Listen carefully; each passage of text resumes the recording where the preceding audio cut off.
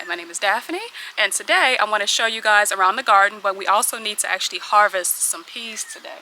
So a lot of them are actually done. The peas are very sweet, they're delicious, and so we need to get a bucket of them just to harvest them because they're starting to look a little, they're fading in color, and I don't want them to go bad. So today we will be harvesting some peas. I also want to take a few elderberry flowers and save some of those for tea because we have a ton of them and I do not need that many elderberries. So we're going to also harvest some elderberry flowers and then maybe some herbs as well. There's some basil that definitely needs to be harvested, and then a bunch of herbs. I'm also going to take this stinging nettle down as well, so I'm going to have to put on some rubber gloves and do some other stuff, but that has to come down as well and be washed. We also have some rain on the forecast and we at least are at 80% humidity, so I'm going to try to do this before it rains. Now, it's been promising rain for like the last 2 days, 3 days, and we haven't had a drop. We've had high humidity, but we haven't had any rain. So it would be my luck that because I need to harvest today, we will get the rain. But it's okay. I also moved out the collard greens and the cabbage and the mustard greens to harden off for a week. But in any case, let's go harvest some peas and some herbs before the sky opens up and just drowns us. So let's go. And we do have ones like this. I'm not actually going to, I was thinking about freezing these, but I can't actually freeze these whole. I'm worried that if I don't take them out of the shell, let me put this up. If I don't take these out of the shell, I'm worried that they are going to rot. But look at this. So, now open these, very fresh.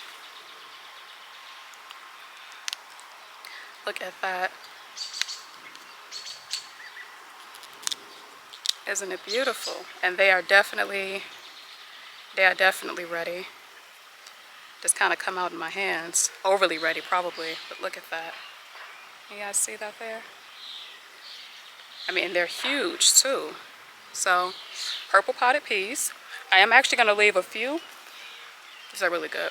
I'm actually going to leave a few on the vine to actually dry out completely, and then you can put those in a brown paper bag and use those for seed for next year. So, really good. Compost. Got that one. God, they're all the way up there.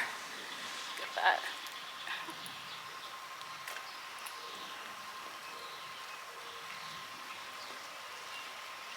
That one. I don't want all of these to dry up on the vine because they'll stop producing. I want them to keep producing as long as they're able. Look at that one. That one is huge. Look at that one. Look at that. We got so far, and this is just off of one plant. We have a little unpollinated. Yeah, I don't think this one pollinated. I'll show you guys the squash at a later point. Let's see a few of these.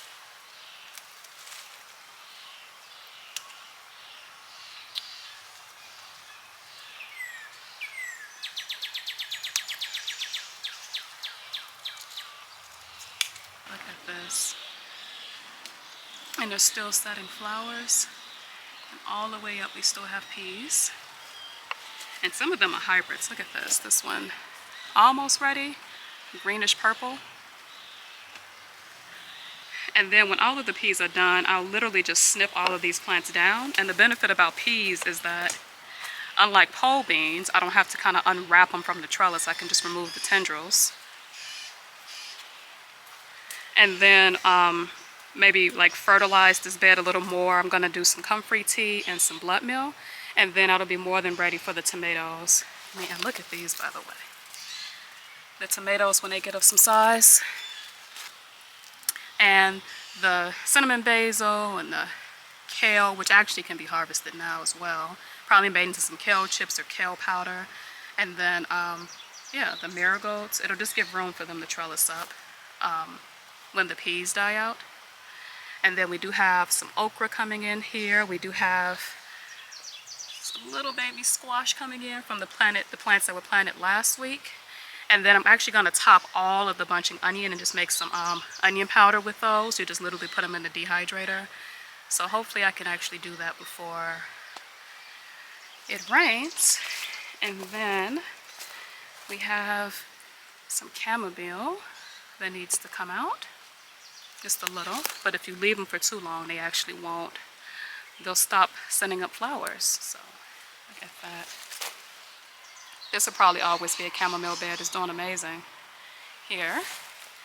And then look, this was the asparagus I missed. I'm glad it likes this spot though. And then we do have some more chamomile over here. Then look at this monstrosity. Now, even with the stinging nettle tasseling at this point, I'm actually still going to take it and chop it down. That way the plant can conserve some resources, because if I let these flowers continue, it's just taking resources from the actual plant.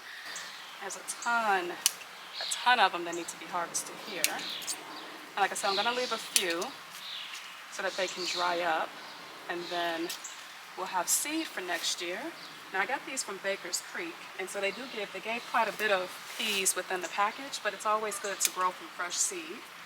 Even though, as mentioned, some of these are green, and then we also have some that are purple. So look at that. So it's what I would think is a hybrid seed. I don't think that these are actually something that will be considered heirloom, whereas if you plant the seed, you're going to get a true seed every time. Some of them will be green, some of them will be purple. But I will take from the trellis that maybe had less green and then see if maybe I can stabilize the seed a little more. All right, look at this. We have a whole nother trellis to harvest these. The ones at the top are not necessarily ready yet, but if I take the ones that are already ready, then it'll give more energy to actually develop the seeds higher up before these plants actually die.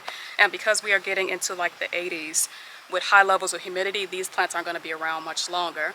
Although I do see the pole beans are actually starting to trellis up and have huge leaves, so it does not look like the peas are stunting them too much. Now, I'm not exactly sure how I'm going to clear this out to allow room for the pole beans, but hopefully within a month or so we actually start getting pole bean flowers as well, and then we'll start harvesting our pole beans. And they're so delicious stir-fried, it's amazing. These are going to be shucked. We'll take the shells off, and then I'll wash the peas and then dry them, and then they'll be frozen to be sauteed, to be eaten fresh, however you eat regular peas. But that is a lot of peas, and we still have tons of peas coming in. Right, so we do have our peas, which I'll take in the house and shuck, and then we have some strawberries. My son actually got the first ripe one.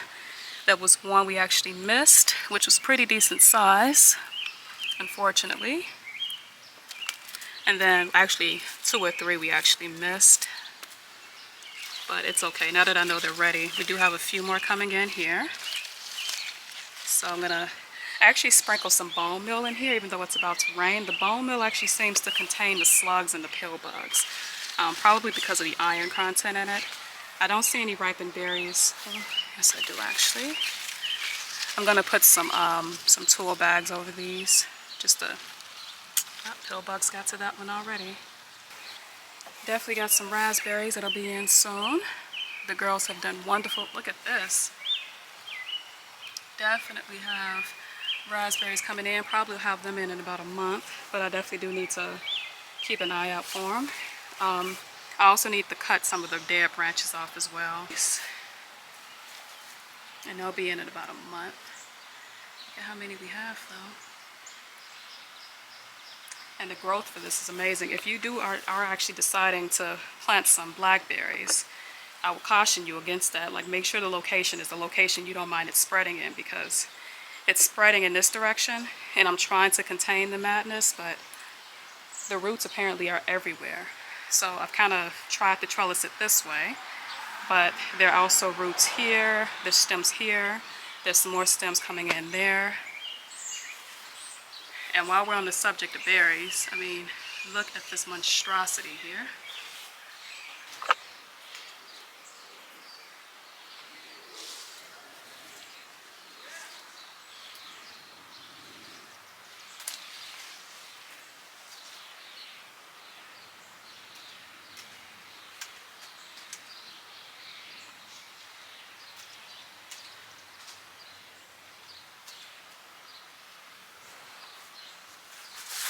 Look at these elderberry flowers. Aren't they gorgeous?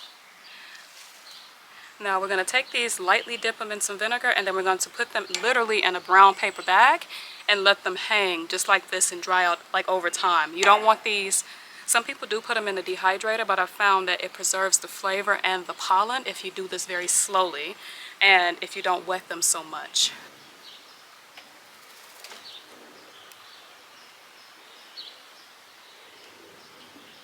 So hopefully I can avoid being stuck.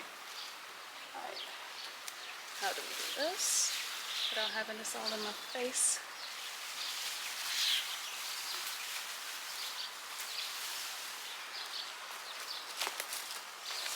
Apparently this jacket isn't the right jacket.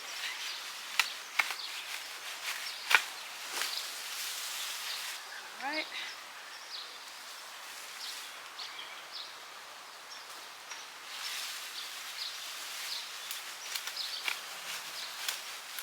Stinging nettle has all type of medicinal qualities, has tons and tons of vitamins and minerals in it, so really, really good if you're having like mood issues or if you have colds or flus. I really should have took this before it went to seed. So really, really good to grow it. I grow it in an enclosure because my kid is really curious about herbs and I don't want him to accidentally consume any of this. So I've been teaching him to ask before we eat anything, but I do want to let him know that, you know, to stay away from it. Oh, pull the root up. That sucks. That's actually another reason I actually take it early, because it start affecting the plant quality. Yeah, it's completely root bounded here and it's very dry. Let's see if I can stick this back in here and dump some soil in.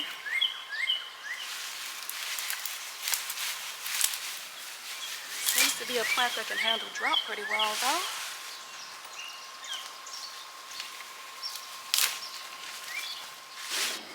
There we go. Look at this. It's impressive.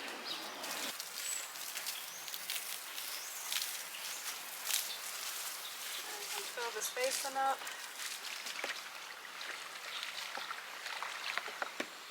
And then we're going to add some vinegar and some dish soap and let it sit for a minute and then strain it up.